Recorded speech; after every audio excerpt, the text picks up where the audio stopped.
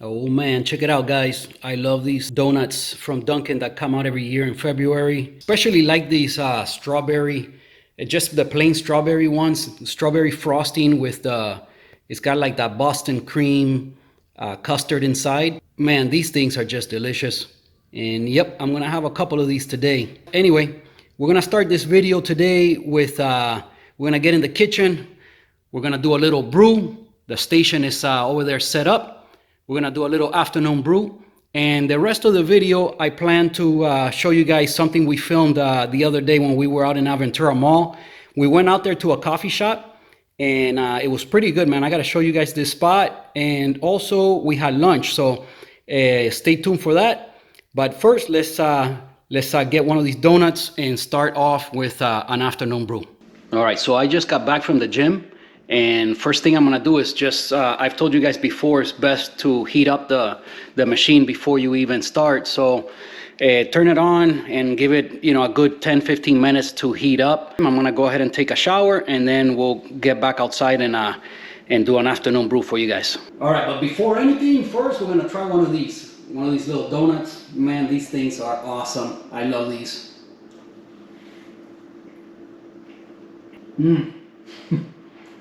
These are my favorite.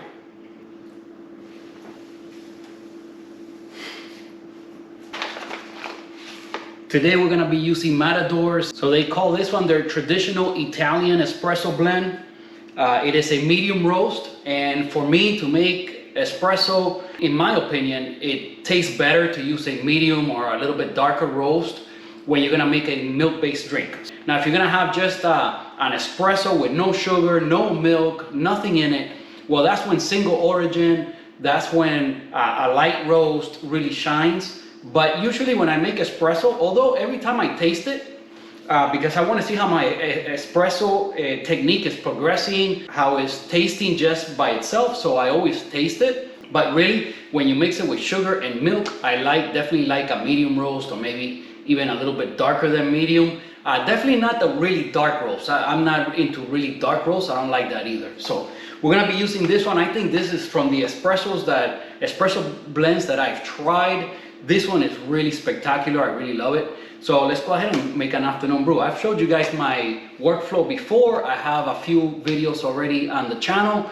Check it out. As a matter of fact, I did a whole playlist on different coffee videos, coffee related videos, so you can see that I'm up on my channel.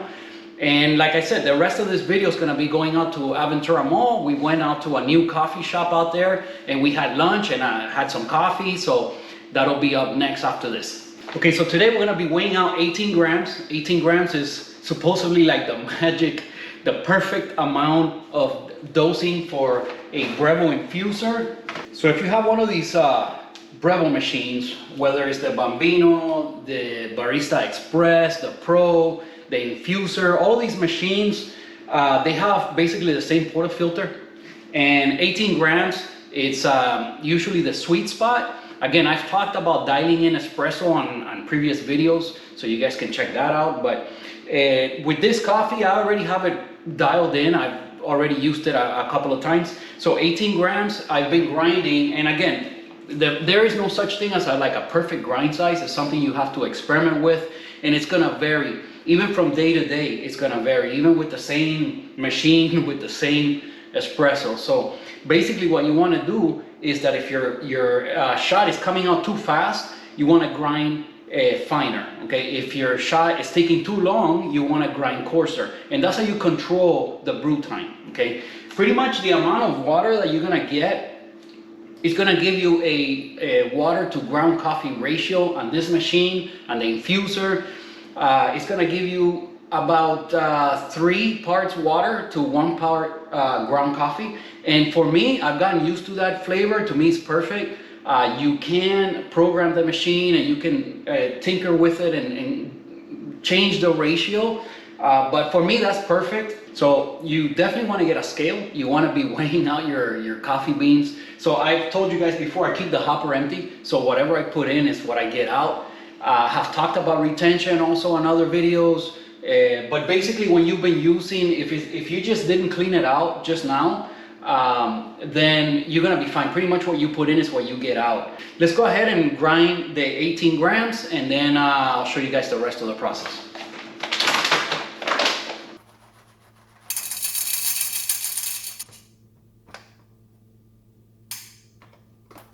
Okay, we have our 18 grams ready to grind. Nice, lovely medium roast.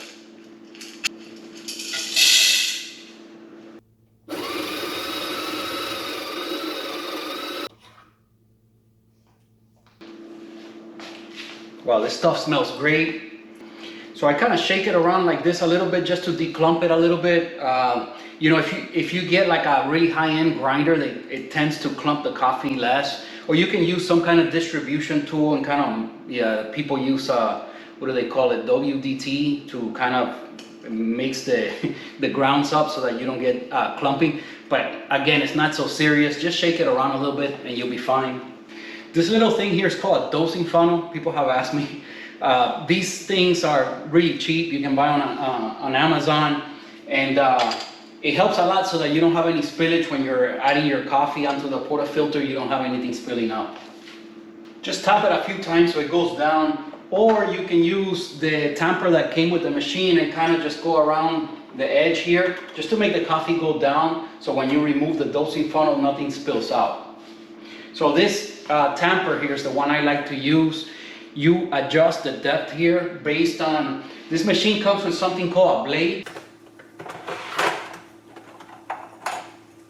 One of these tools, and basically you can adjust this by using this tool. The depth here, once you get these two to match, it's gonna be perfect for tamping. So basically that's how you do it. Okay, so when you tamp down, you want the grounds not to touch the shower screen of the group head, and you can just test it by locking it in. You take it back out. If there's no imprint, then you got it just right. The other side's a distribution tool. You can use it to kind of distribute the coffee in here evenly everywhere.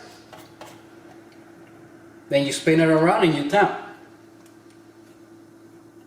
Done. Okay, so I ground today at 22. 22, it's giving me the right grind size for this coffee, and we should get about a 25 to 30 second shot, and it'll be perfect.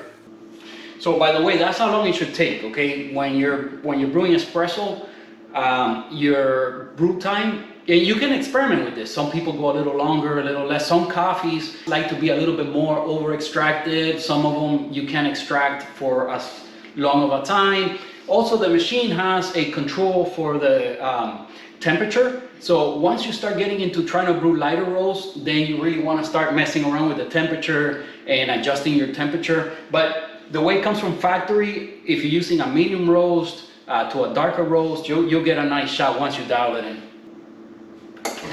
All right, so I always brew a double. I don't even see the point in making a single shot. But let's see if I can get a little bit of this for you guys. All right, so there you see the shot, nice crema. Let's give it a taste test. All right, so a straight shot. Man, you know, I've been getting used to drinking it just like this. And I gotta say, you know, once you start building a taste for this, you know, I could see how people get into it. It's very good.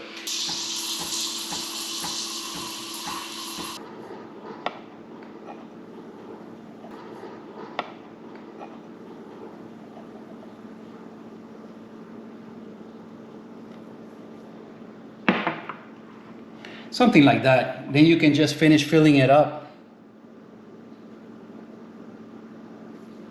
Bam, there you have it. So as you can see, we have a nice layer of foam. Again, this is what makes it perfect, because you can do it your way. To me, this is just outstanding. Oh, by the way, I do put 1 teaspoon of sugar, just plain white sugar. That was already in the milk. I don't like to have to mix it up after it's done.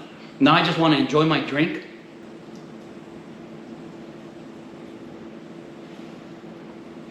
And oh yeah, perfect every time.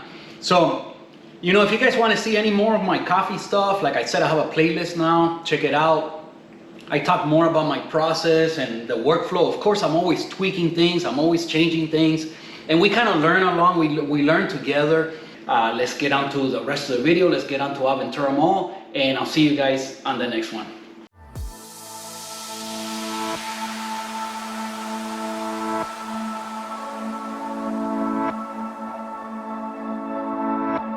Je call, I fall. There's a legacy between us.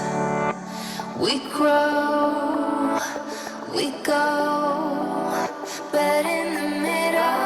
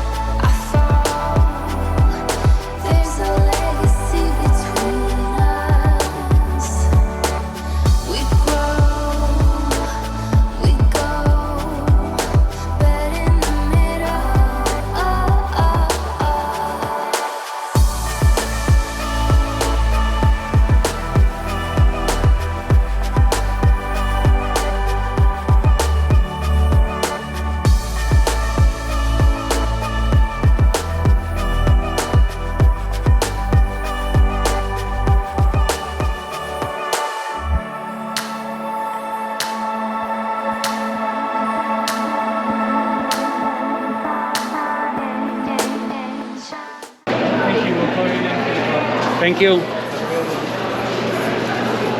Okay, take a look at that bread. How interesting that looks. We'll see. This one looks a little bit more classic. That's ham and cheese. This is turkey. That's turkey. And they call this an almond cake. And these little pastries, I'm not sure what those are called, but I don't know. My wife says she's had them before, so we'll see. Cappuccino taste test.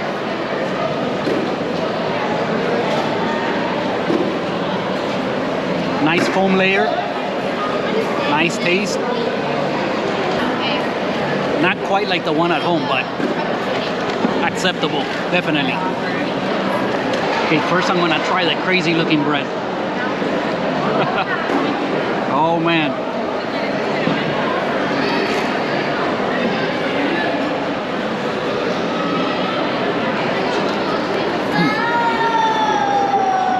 It's got like a strong oregano flavor. It's got cream cheese. That's kind of odd, right, on a sandwich. Turkey, cream cheese, and tomato. My wife says it's not cream cheese. Looks like cream cheese. Okay, maybe not. I don't know. I don't know. I'm suspicious. I still think maybe it's cream cheese. I don't know.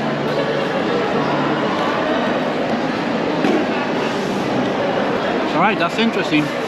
Never had a bread like this one. I don't even know what it was called. It's good. Let's try the other one. The other one is ham and cheese. It's not that thick cheese. We'll see.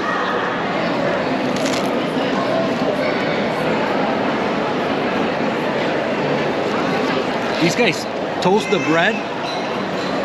It's pretty nice. This one's a lot crunchier than the green one. The green one has like I said, a strong taste of herbs, and this one's just kind of plain. Still nice. Cappuccino. Okay, so now to try the little almond cake. You can see the little almonds in it. Let's see this.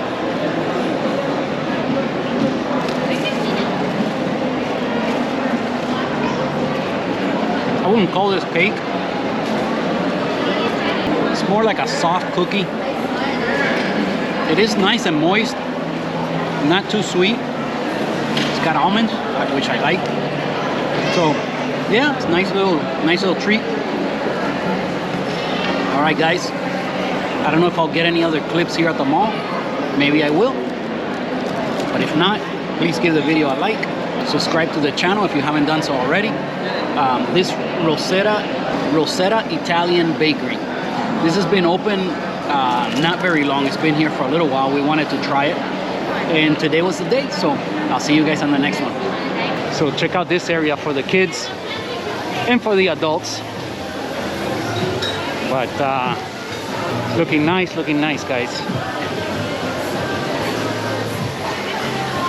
Like a little jungle here for the kids to play in the water. And believe me, it's hot. It is hot today.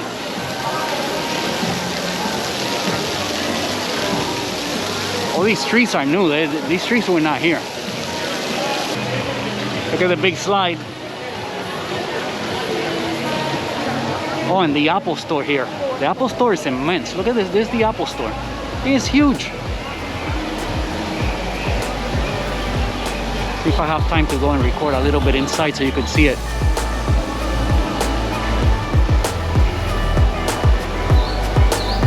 So this is Aventura Mall. It's very nice.